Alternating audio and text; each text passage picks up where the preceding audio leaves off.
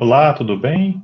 Vamos dar início então agora à nossa segunda aula do módulo inicial do curso de Meliponicultura e Ciência Cidadã, e a aula de hoje vai versar sobre abelhas nativas sem ferrão. Dentro, como nós já vimos na aula anterior, as abelhas são parte do grupo aí chamado Ordem Hymenoptera, tá certo? E juntamente com as vespas e as formigas, elas são os organismos que são classificados dentro dessa ordem Hymenoptera. Então, aqui no lado direito inferior, podemos ter aí uma imagem de um representante de abelhas, no caso, uma abelha Apis mellifera. Dentro da ordem Hymenoptera, existe um pequeno grupamento chamado de abelhas corbiculadas.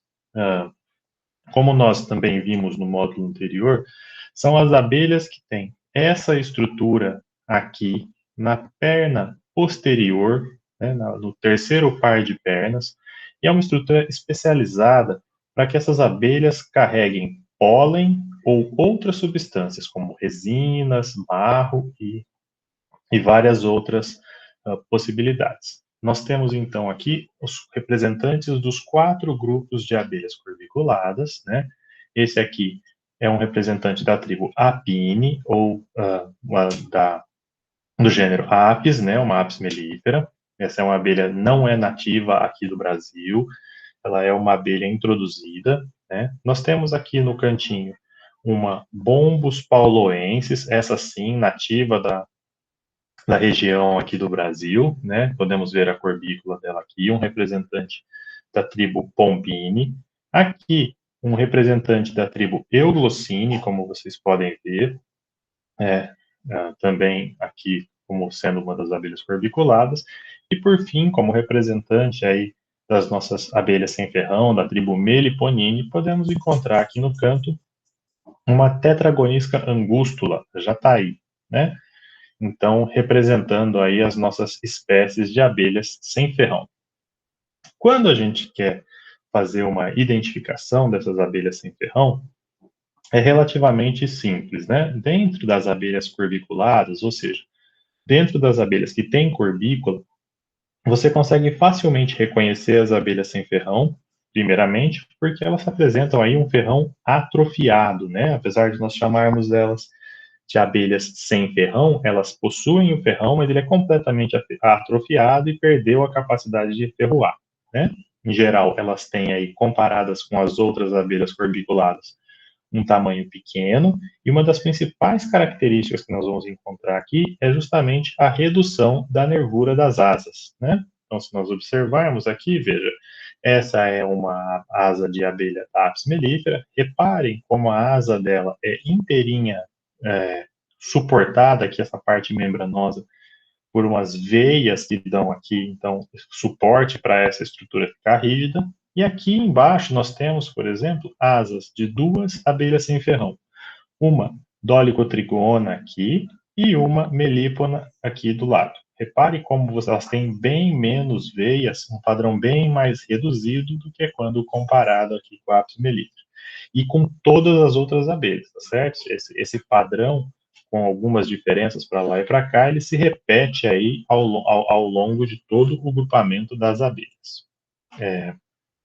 Com relação ao tamanho, nós vamos encontrar desde abelhas muito pequenininhas, como é o caso dessa Exocotrigona aqui, né, que é um subgênero de trigonisca, ela tem aí em torno de 2,3 milímetros de comprimento, é a menor abelha sem ferrão conhecida, e do lado de cá, na nossa direita, nós vamos encontrar a maior abelha sem ferrão conhecida, que é a Melipona titânia, do grupo das fuliginosas, né?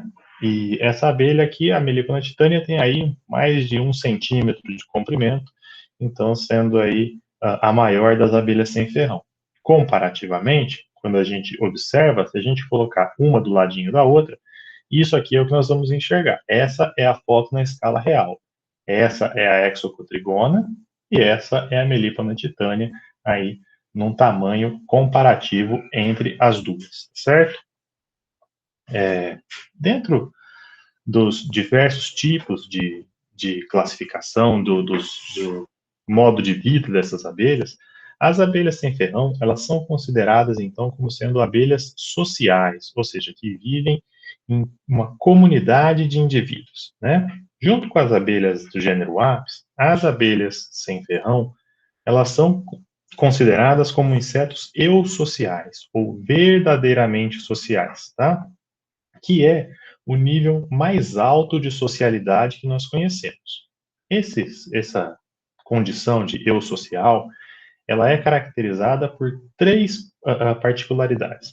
A primeira delas é a sobreposição de gerações. E acontece aqui quando a gente pega a longevidade da rainha e das operárias, tá certo? Então, enquanto uma rainha vive por muito tempo, essas operárias vão nascendo e morrendo, e a gente tem, então, essa sobreposição das gerações. O segundo quesito necessário para elas serem consideradas eusociais é o cuidado cooperativo com a prole. E essa característica a gente observa quando a gente vê todas as operárias construindo células de cria, aprovisionando essas células com alimento larval, antes da rainha poder botar o ovo ali naquela célula e depois elas fecharem para cuidarem dessas larvinhas. Mesmo depois, elas ainda têm toda uma parte de cooperação aí quando elas fazem trofalates, troca de alimento e tudo mais. E por fim, você vai ter uma terceira característica, que é a divisão de trabalho. E essa divisão de trabalho, ela é reconhecida aqui nas abelhas sem ferrão pelas nossas diferentes castas, né? Enquanto a casta da rainha é responsável pelo trabalho reprodutivo, a casta das operárias é responsável pela manutenção do ninho, né? Então, essa divisão de trabalho que nós encontramos aí também seria a terceira característica para caracterizar as abelhas sociais. Ainda como abelhas sociais, o interessante aqui é que dentro do ninho das abelhas sem ferrão, elas têm uma organização muito grande, né? E você vai encontrar uma clara divisão entre favos de cria. Então repare aqui nessa foto aqui o favo de cria das abelhas, né? Então cada uma dessas esferinhas aqui é uma célula, dentro delas tem uma larva ou uma pupa de abelha que vai emergir, né? E tudo isso, esse tipo de estrutura aqui, ele é exclusivo para cria. Somente dessas células, somente vão ser utilizadas para a postura de novos indivíduos. Para armazenamento de mel e pólen, as abelhas sem ferrão constroem aqui umas estruturas em forma de pote de cera, tá certo? Onde elas vão colocar aí todos o armazenamento de mel e pólen. Nesse sentido, elas são até muito mais organizadas que as abelhas apis mellifera, né, que são as outras abelhas eusociais que nós temos, porque as apis mellifera constroem somente aquele favo hexagonal, né, e aquele favo ele é meio que multiuso. Em geral, as partes superiores são utilizadas para estocar mel e pólen, a parte central é utilizada para as novas larvas e crias, mas isso não é regra, pode ter aí uma diferenciação, né? Bom, se a gente olhar no mundo, nós temos em torno de 550 espécies de abelhas sem ferrão descritas. A distribuição delas no globo, ela é em todas as regiões tropicais do mundo. Então, por ter essa distribuição em todas as regiões tropicais, nós dizemos que esse é um grupo pantropical, tá?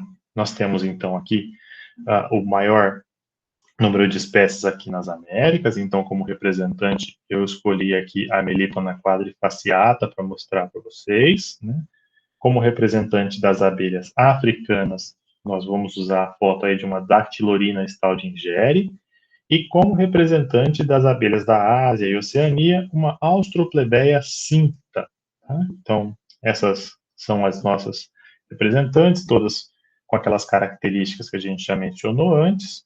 Se nós formos olhar, por exemplo, no Brasil, ocorrem aproximadamente 350 espécies, ou 63, 64%. Nas Américas, nós temos em torno de 75% dessas espécies, aproximadamente umas 420 espécies já descritas aqui, tá? Sendo esse o principal continente onde acontecem as abelhas sem ferrão, né? Essa diversidade de abelhas, ela já vem gerando uma interação com a humanidade já há muitos séculos. Nós podemos observar já alguns registros de povos antigos, como por exemplo aqui nesses códices maias, onde eles já fazem a menção não só às abelhas, vejam aqui circuladinhas em amarela, mas também à meliponicultura. Veja o pote de barro aqui utilizado para manter as abelhas, né? A relação dos maias com as abelhas sem ferrão, ela é tão profunda que eles tinham até um deus abelha, o Amu-Sencabe, que é esse aqui. Essa é uma estátua em devoção ao Amu-Sencabe e também é um ninho comemorativo, tá certo? As abelhas entrariam e saíam por aqui. No Brasil, a primeira descrição que nós temos de abelha sem ferrão é de 1557 por um alemão chamado Hans Staden. Nas aventuras dele que ele tem aqui pelo Brasil, descritas no livro, ele cita 3 espécies de abelha sem ferrão. E ele menciona que elas fazem ninhos e armazenam mel em ocos de árvore e picam bem menos que as abelhas da terra natal dele. Está acostumado com Apis mellifera, tá certo? As nossas aqui, então, não ferroavam. E é engraçado porque, pela descrição que ele dá no livro, a gente consegue até identificar quais espécies ele está se referindo. Ele cita uma amarela pequenininha, que faz um tubinho de cera, que seria a nossa jataí. Ele menciona uma de tamanho médio, toda pretinha e que é mais defensiva, né? Que então a gente está imaginando que possa ser aí uma mandaguari, né? E ele menciona ainda uma um pouco maior, preta, com listas amarelas no abdômen, que seria a mandaçaia. Então, esse é o primeiro registro. Nós temos dos povos europeus sobre as nossas abelhas, né, os registros escritos, mas tem um trabalho muito bonito do professor Camargo e do professor Posey do ano de 1990, em que eles fazem uma excursão até as terras indígenas dos Caiapós, e ao fazer esse trabalho de interação com eles, eles descobrem que os índios têm uma relação tão intrínseca com as abelhas que, por exemplo, eles têm nomes para partes do ninho. Então, eles têm nomes específicos para pote de pólen, para pote de mel, para cria nova, para discos de cria em emergência, para a entrada do ninho, para o tubo, para as diversas fases de desenvolvimento da abelha. Ou seja, isso mostra uma interação tão grande entre esses povos e a natureza que nós podemos considerar aí essa como sendo uma relação muito estreita, tá certo? Nas Américas, se nós formos observar aqui, nós temos 33 gêneros de abelhas sem ferrão. E essas abelhas, nós vamos dividi-las em 2 grupos. As melíponas, do gênero melípona, e as não melíponas, que são todos os outros 32 gêneros, que nós vamos chamar de trigoniformes, tá certo? A principal diferença que caracteriza esses 2 grupos é a maneira como eles produzem as rainhas, certo? Então veja, se você observar aqui este favo aqui, esse é um favo, é um disco de cria de Scaptotrigona postica. Repare no tamanho das células de cria todas aqui, tá certo? E aqui no cantinho, olha, nós vamos observar essa célula muito maior do que as outras. Esta célula aqui é o que nós chamamos de realeira. Essa realeira, ela é construída toda vez que o ninho sente a necessidade de produzir novas rainhas. Por quê? Em trigoniformes, como que é que se dá a determinação de quem vai ser uma rainha? É pela quantidade de alimento que as abelhas ingerem, certo? Então, nesse caso dos trigoniformes, as operárias constroem uma célula muito maior, aprovisionam com uma quantidade muito maior de alimento, e a larva, por comer mais, se torna uma princesa, uma rainha não fecundada, tá certo? No gênero melípono, isso já acontece de uma forma diferente. As rainhas do gênero melípono, aqui nós temos 2 aqui nessas setinhas, ó, a gente consegue perceber que elas são rainhas pelo tamanho dos olhos, tá vendo? Ó, veja esse olho pequenininho quando comparado com esses outros olhos das operárias aqui, ó. A determinação desculpe, não, da determinação das rainhas no gênero melípona, ela é feita de forma genética. Então, tem uma proposta do professor Kerr, né, nós vamos discutir ela um pouco mais para frente nas aulas mais avançadas, em que ele explica como se daria esse modelo de determinação genética das rainhas. Então, perceba, para a melípona, as rainhas, elas nascem em células exatamente do mesmo tamanho das células das operárias. E elas se alimentam da mesma quantidade de alimento, certo? Guardem isso, isso vai ser bastante importante, tanto para as aulas de divisão de ninhos, e quanto para as aulas de melhoramento genético que a gente vai ter mais para frente, tá bem? E agora, para finalizar, só vou demonstrar aqui, mostrar para vocês algumas das espécies mais comuns que nós temos, né? Então, vou começar pelos trigoniformes, como no caso aí da jataí, né? Tetragonisca angústula, a nossa famosa, acho que é a abelha mais famosa que nós temos, é a mais comum, mais comumente criada. Ela é muito adaptada a ambientes urbanos. Acho que todo mundo, quase todos de vocês, em algum momento já trombaram com um tubinho de cera saindo da parede, tá certo? Então, esse é uma das abelhas mais comuns que nós temos. Nós ainda vamos encontrar uma espécie que também ocorre com bastante frequência em ambientes urbanos, que é a iraí, né? Nanotrigona testaceicornis. São abelhas muito mansas que produzem um mel aí muito gostoso, caracterizadas aí por essas antenas vermelhas, esses olhos verdes. São abelhas muito bonitas. Vamos ter aí ainda a marmelada, que é a Phreesiomelita varia, né, já com uma estrutura diferente de ninho, se vocês se lembrarem das fotos anteriores que nós utilizamos, né, uma característica de um uso muito intenso de resina, não só dentro do ninho, mas também fora. Ela pinta toda a parede ou a estrutura onde o ninho está localizado com resinas, né.